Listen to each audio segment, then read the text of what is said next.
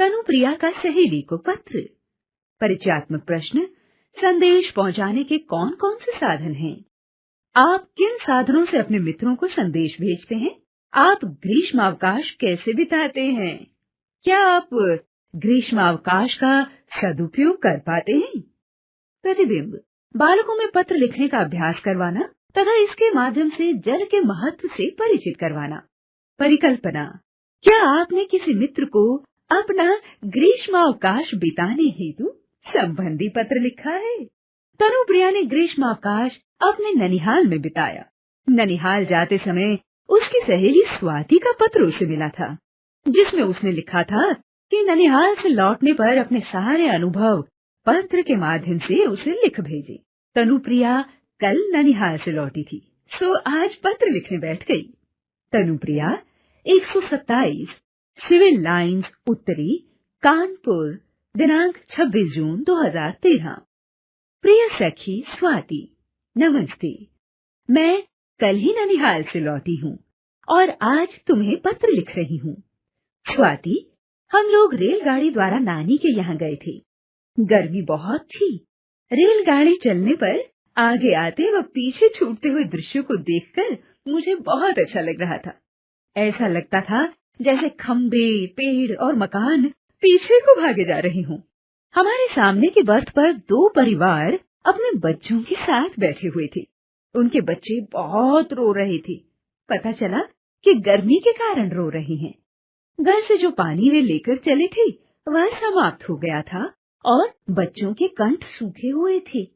मेरी मम्मी ने उन्हें अपने साथ लाया हुआ पानी पिलाया।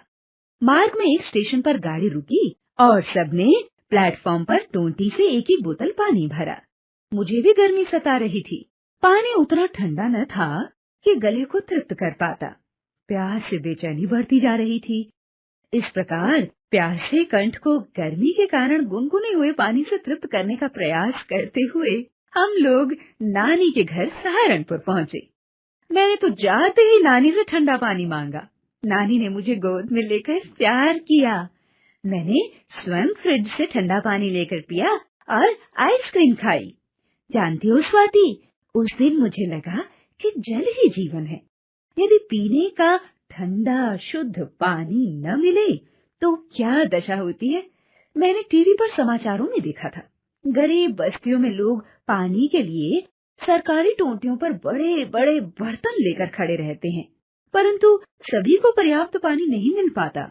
लोग लड़ते हैं, उनका काम भी छूट जाता है। देश के कई भागों में लोग पानी की कमी के कारण पलायन कर जाते हैं। कई स्थानों पर पानी इतना प्रदूषित हो गया है कि उसके कारण पेट और त्वचा के गंभीर रोग हो जाते हैं। लोग कई कई दिनों का रखा हुआ पानी पीते हैं।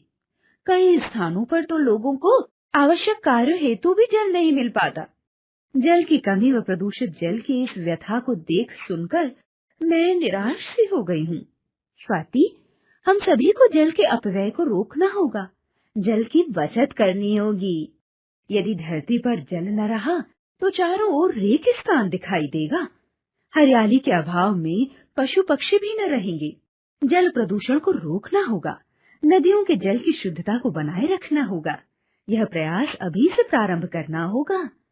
शेष मिलने पर। तुम्हारी प्रिय सखी